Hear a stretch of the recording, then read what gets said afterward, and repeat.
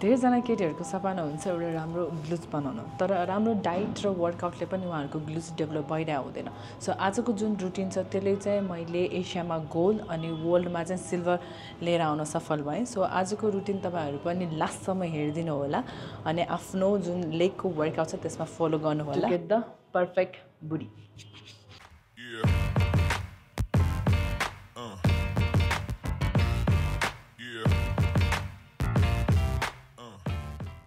So first of all चाहिँ हाम्रो ग्लुजलाई चाहिँ एक्टिभेट गर्नुपर्छ। सो यसको लागि चाहिँ तपाईँले चाहिँ ग्लुजमा कतिवटा मसल हुन्छ भने त्यो थाहा पाउनु पर्ने हुन्छ। ग्लुजमा चाहिँ 3टा मसल्सहरू हुन्छ, एउटा चाहिँ gluteus maximus, gluteus minimus and gluteus medius. So ग्लुजलाई एक्टिभ गर्नलाई चाहिँ तपाईँले रेजिस्टेन्ट ब्यान्डसँग मन्स्टर वक अनि डङ्की किक अनि त्यसपछि किक ब्याक अनि एउटा तपाईँको माई फेभरेट डटी डग पनि गर्न सक्नुहुन्छ। यसले चाहिँ तपाईँको ग्लुजलाई एकदम एक्टिभ गर्छ अनि यसपछि चाहिँ तपाईँले वर्कआउट गर्नुभयो भने एकदम इफेक्टिभ हुन्छ।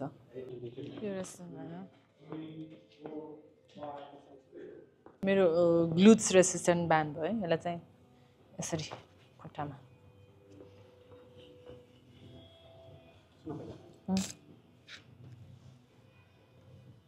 यो चाहिँ मैले एङ्कलमा राखेको छु। सो अलिकति एङ्कलमा राख्यो भने चाहिँ अलिकति टफ हुन्छ। तपाईँले चाहिँ यो नीमा पनि राख्नु सक्नुहुन्छ यतानिर यसरी, तर म चाहिँ गो विथ द एङ्कल। अनि यसमा चाहिँ तपाईँले जति सक्नुहुन्छ पहिला त्यति खुट्टा फाट्नुपर्ने हुन्छ एन्ड देन हल्का स्टेप लिएर ग्लुजलाई एक्टिभ गर्दै यो राइटमा चाहिँ तपाईँको 20 स्टेप, लेफ्टमा चाहिँ 20 स्टेप गर्नु and it's the best workout to get active on यो ग्लुजलाई चाहिँ एकदम मजाले एक्टिभ गर्छ।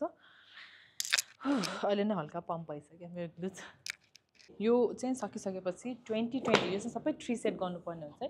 So will move with the डटी डग। सो यसको लागि चाहिँ युनिट बिगिन नि यो रिस्ट चाहिँ तपाईँको यो सोल्डरसँग स्ट्रेट अनि सेम यो 90 डिग्रीमा अप एन्ड डाउन।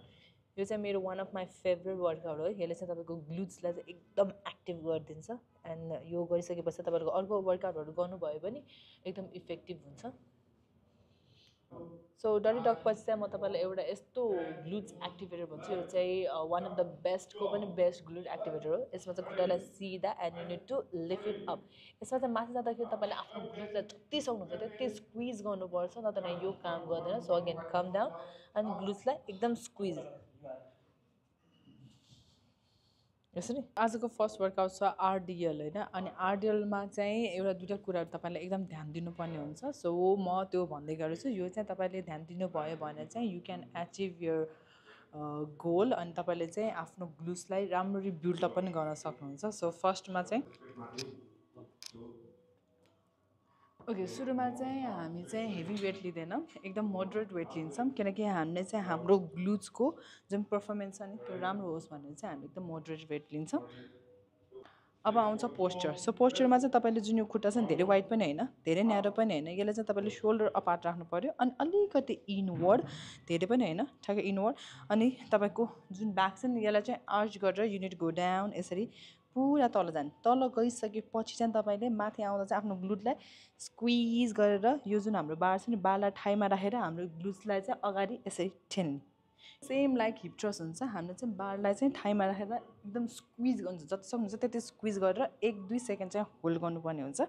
सो यो तल एकछिन अनि तपाईँले चाहिँ तल एकछिन पोज गर्ने अनि माथि आउँदा अगेन सेम रिपिट गर्ने, यो स्क्विज गरेर एकछिन 1-2 अगेन फेरि डाउन अनि फेरि यसरी माथि।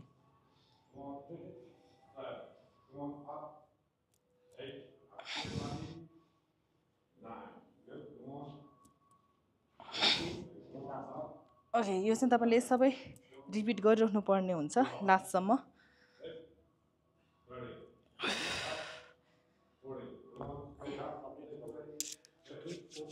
सो तपाईँले चाहिँ आफ्नो ग्लुजलाई इन्क्रिज गर्न चाहनुहुन्छ भने चाहिँ यो चाहिँ तपाईँले 4 सेट अनि रेपिटेसन चाहिँ अलिकति कम गरेर प्रोग्रेस ओभरलोड चाहिँ गर्नै पर्ने हुन्छ। तपाईँले आफ्नो ग्लुजलाई पर्फेक्ट वेमा बिल्ड गर्न चाहनुहुन्छ भने यो वर्कआउट चाहिँ तपाईँले मिस गर्नै हुँदैन अनि यो रहेको छ hip thrust. So first of all hip थ्रस्टमा बार प्लेसमेन्टको कुरा गरौँ. सो यो बार चाहिँ तपाईँले इलियममा राख्नुपर्ने हुन्छ, न कि धेरै तल न कि धेरै माथि, ठ्याक्क त्यसमै राख्नुपर्ने हुन्छ. अनि तपाईँले चाहिँ यसो फर्म रोलहरू युज गर्नुपर्ने हुन्छ किनकि त्यहाँ तपाईँलाई पिन्च नहोस् भने. सो नाउ कुरा गरौँ फुट प्लेसमेन्ट. यसलाई चाहिँ धेरै पछाडि नराख्नु. पछाडि राख्ने बित्तिकै तपाईँको क्वाड्समा आइदिन्छ अनि अगाडि जाने बित्तिकै तपाईँको ह्यामस्ट्रिङमा आइदिन्छ. सो यसलाई चाहिँ तपाईँले फ्लोरसँग भर्टिकल्ली राख्नुपर्ने हुन्छ. प्रायः चाहिँ केटीहरूले हिप थ्रस्ट गर्दाखेरि आफ्नो लोवर ब्याकले चाहिँ पुरा लिफ्ट गर्नुहुन्छ. यो चाहिँ गर्नु भएन. यसमा चाहिँ तपाईँले आफ्नो ग्लुसलाई चाहिँ पहिला सुरु स्क्विज गर्नु पऱ्यो एन्ड देन यो यतिको. सो यसमा चाहिँ तपाईँले आफ्नो ग्लुसलाई चाहिँ टग इन गर्दा पनि हुन्छ. टग गर्ने एन्ड देन यो lift.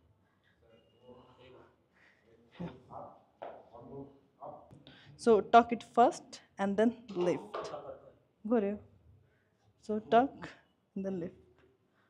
So tuck and then lift. So repeat it till end.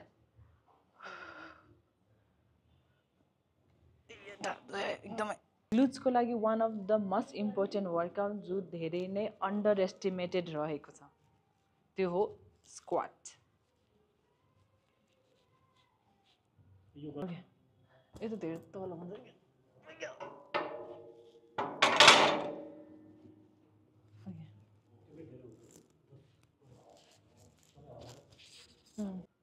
Okay, grip as much narrow to make your trap cushion. Grip as much narrow to make your trap a cushion. Then how to do proper squat. Okay, legs apart your shoulders and slightly outward. Slightly outwards your toe. अनि यसमा चाहिँ तपाईँको back धेरै arch पनि हुँदैन and then हन्च पनि हुँदैन, neutral पोजिसनमा हुन्छ.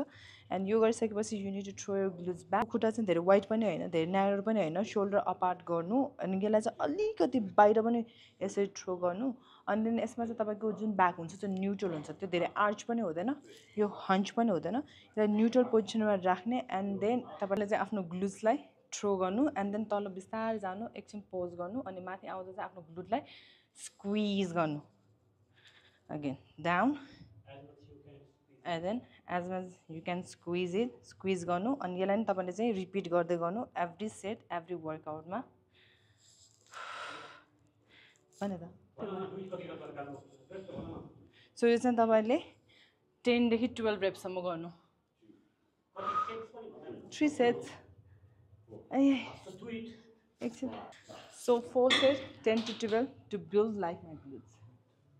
यदि ग्लुट्समा पिक अनि राउन्डनेस चाहिन्छ भने यो वर्कआउटलाई चाहिँ मिस गर्दै नगर्नु. Each and every time contract your glutes for 2 to 3 second until you feel burn on it. अनि यसलाई चाहिँ इच टाइम तपाईँले रिपिट गरिराख्नु पर्ने हुन्छ होल्ड गर्दै. So repeat it again and again. So यो चाहिँ तपाईँले 4 set 10 to 12 for the good result. लास्टको वर्कआउट चाहिँ यस्तो वर्कआउट हो जुन कि जतिसुकै इनएक्टिभ ग्लुट्सलाई पनि एक्टिभ बनाइदिन्छ. सो यो रहेको छ ग्लुट एब्डक्सन. यसमा चाहिँ पहिला सुरुमा एकदम मोडरेट वेट लिनु होला. अनि तपाईँको चाहिँ खुट्टा सानो छ जस्तै मेरो जस्तै छ भने चाहिँ अलिकति अगाडि होइन नचमा आएर चाहिँ खुट्टालाई यसरी प्लेसमेन्ट गर्न सक्नुहुन्छ. अनि ब्याकको कुरा गर्दाखेरि चाहिँ तपाईँको ब्याक स्ट्रेट हुनुपर्छ.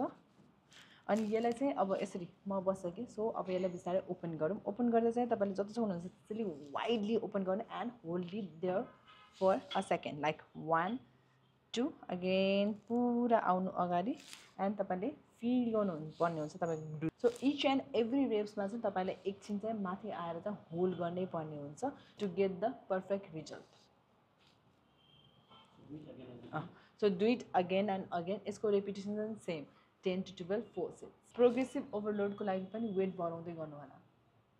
Thanks for watching guys. So यसरी नै इन्फर्मेटिभ भिडियोजहरूको लागि चाहिँ तपाईँले यो च्यानल सब्सक्राइब गर्नु and comment and like below for more informative video.